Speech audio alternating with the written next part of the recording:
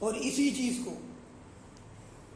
احمد علی سہارنپوری رحمۃ اللہ علیہ بہت بڑے بزرگ گزرے ہیں جو شاگرد ہیں شاہ اسحاق رحمۃ اللہ علیہ کے، دہلوی رحمۃ اللہ علیہ کے، شاہ اسحاق دہلوی رحمۃ اللہ علیہ شاہ ولی اللہ رحمۃ اللہ علیہ کے نواسے اور شاہ عبد العزیز دہلوی رحمۃ اللہ علیہ کے بانجے تھے، اور انہی سے انہوں نے مسند حاصل کی ہے، وہی ان کے استاد ہیں، انہی کی خلافت پر وہ وہاں تشریف فرما ہوئے، ان کے شاگرد ہیں شاہ علی سہارنپوری رحمۃ اللہ علیہ۔ تو یہ اپنے استاد محترم شاہ اسحاق دہلوی رحمۃ اللہ علیہ سے ان سے کہتے ہیں، کسی نے پوچھا کہ نبی علیہ الصلوۃ والسلام کے ذات اقدس کا، آپ کی ولادت مبارک کا آپ کا تذکرہ کرنا کیسا ہے؟ تو آپ نے فرمایا تذکرہ کرنا مستحب ترین عبادت بہترین ہے، بشرطے کہ 8 شرائط سے کیا جائے۔ ان 8 کو اگر ہم تھوڑا کھولیں تو 10 بن جاتی ہیں۔ ان کے ساتھ اگر کیا جائے تو ٹھیک ہے، اگر ان کے خلاف کیا جائے پھر یہ معاملہ ٹھیک نہیں ہے، پھر اپنے آپ کو دیکھنا ضروری ہے، جو کہ ابھی ہم اس سے پہلے بات ہمارا تذکرہ چل رہا تھا۔ وہ 8 شرائط کیا ہیں؟ آپ نے فرمایا پہلی بات ہے کہ جب نبی علیہ الصلوۃ والسلام کا تذکرہ مبارک کریں تو جو روایت پیش کرے وہ درست ہو، غلط روایت مت پیش کریں۔ دوسری شرط فرمائی جب بھی نبی علیہ الصلوۃ والسلام کا تذکرہ مبارک کریں فرض اور واجبات کے وقت کو دیکھ لیں، ایسا نہ ہو کہ ادھر نماز کا وقت ہو چکا ہو تو آپ نبی علیہ الصلوۃ والسلام کا تذکرہ شروع کر دیں۔ یہ تذکرہ کرنا بھی باعث ثواب ہے اور وہاں اللہ کا حکم ہے، ایسا نہ ہو کہ آپ تذکرہ کرتے ہوئے اللہ کے نبی کے حکم کو توڑ دیں۔ جو اللہ کے نبی نے اللہ نے حکم دیا تو اللہ کا حکم توڑ دیں اور نبی علیہ السلام کا تذکرہ کر دیں۔ فرائض اور واجبات کے وقت کو دیکھ کر نبی علیہ السلام کا تذکرہ کریں، فرائض پورے کریں، پھر نبی علیہ السلام کا تذکرہ شروع کر دیں۔ تیسری چیز ایسی کیفیات سے کریں جو صحابہ رضوان اللہ تعالی علیہم اجمعون اور قرون ثلاثہ کے خلاف نہ ہو، یعنی تابعین اور تبع تابعین کے ادوار تک جن کیفیات سے کیا گیا ہے ان کیفیات سے کیا جائے، اس سے ہٹ کر نہ کیا جائے، اپنی طرف سے معاملات نہ پیش کر دیے جائیں۔ چوتھی چیز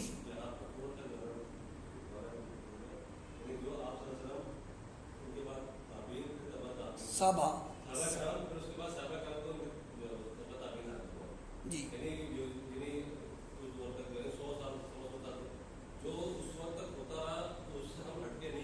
اور سے ہٹ کے نہیں جی، اس کی ایک ڈیٹیل ہے، وہ ایک علیحدہ چیز ہے۔ آپ کے سوال کے اندر 2 چیزیں آ رہی ہیں، ان کی ایک علیحدہ ڈیٹیل ہے، لیکن مطلب کہ اس میں یہ جو ذکر کیا وہ کیفیت ہے، ہاں جی کیفیت ہے جی۔ چوتھی چیز ہے کہ ایسے اعتقادات سے نہ کریں جس میں شرکیہ اور بدعات ہوں، ایسے اعتقاد پیش نہیں کرنے، ایسے معاملات پیش نہیں کرنے جن کے اندر شرکیہ کلمہ آ جائے، ایسے جملے استعمال نہیں کرنے۔ پانچویں چیز ایسے آداب سے کریں جیسے صحابہ کیا کرتے تھے، کہ نبی علیہ الصلوۃ والسلام کی ذات اقدس کا کیا مقام کیا مرتبہ ہے اور صحابہ کس طرح وہ ادب کیا کرتے تھے، ان آداب کو ملحوظ خاطر رکھتے ہوئے پھر کریں۔ چھٹی چیز ایسی مجالس میں نبی علیہ الصلوۃ والسلام کا تذکرہ نہ کریں جہاں گناہ ہوتا ہو، گناہ والی جگہ پہ جا کر، جہاں گناہ والے معاملات ہو رہے ہیں وہاں جا کر یہ تذکرہ نہ کریں۔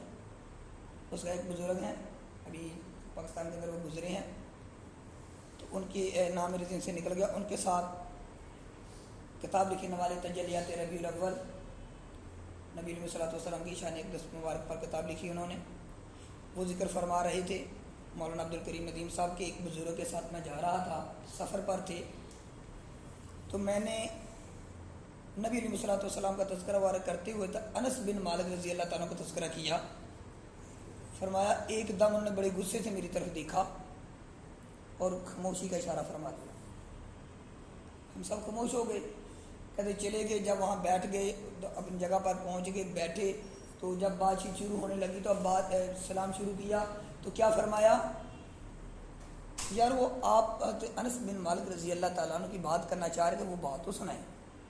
کہتے پہلے گھبرا چکے تھے کہ بزرگوں نے روک دیا، اب انہوں نے ارشاد فرما دیا.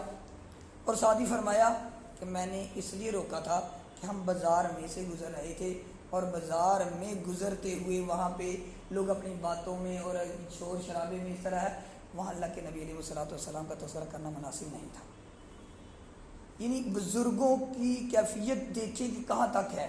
ہم چلتے پھرتے ہر جگہ بول دیتے ہیں، تو یہ اس لیے ذکر کیا کہ ایسی مجالس میں نہ کیا جائے اور آداب کا مروری خاطر رکھا جائے.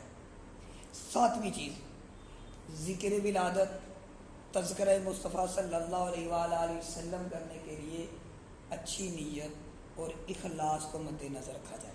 جو ہماری پہلے بات تھی کہ آنے والا بیان کرنے والا ان کی نیت کے اندر کوئی ایسی چیز نہ آئے کہ میری واہ واہ ہو جائے، مجھے کہنے والا دوسرے کہنے والا یہ نہ کہے کہ یار یہ تو اللہ کے نبی کے تذکرے کی بڑی محبت ہے، اس کے دل کے اندر یہ چیزیں پیدا نہ ہوں.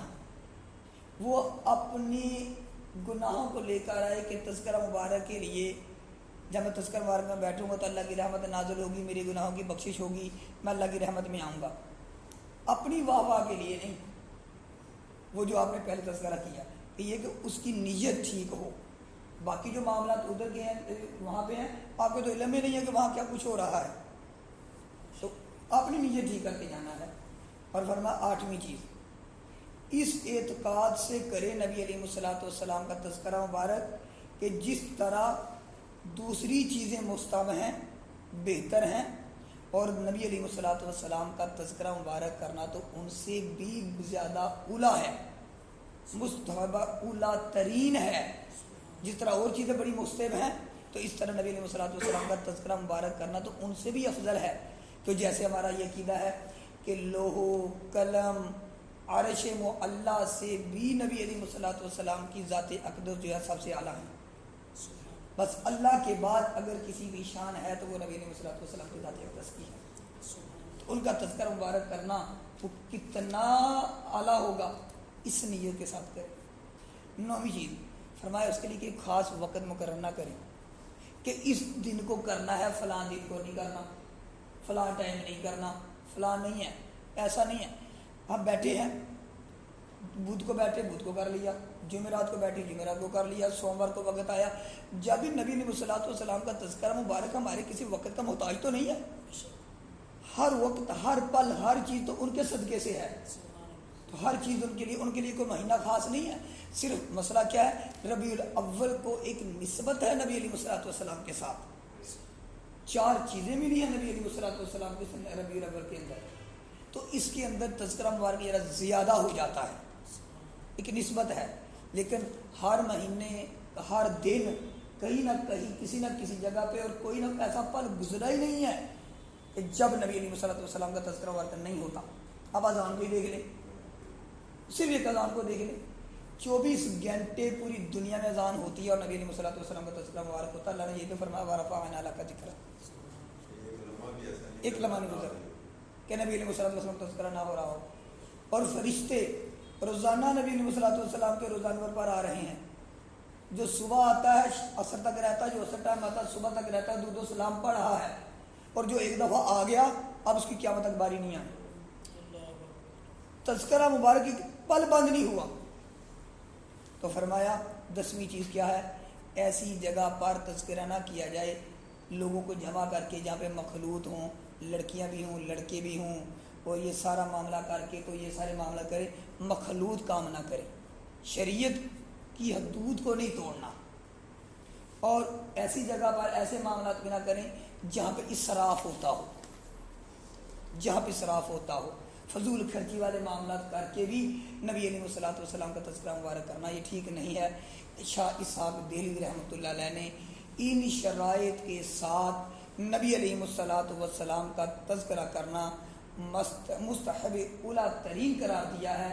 یہ کہ میں نے پہلے بھی ذکر کیا کہ وجوہات کیا ہیں، پھر بتایا کہ شرائط کیا ہیں. تو اسی کے ساتھ ہماری یہ آج کی نشست ختم ہے.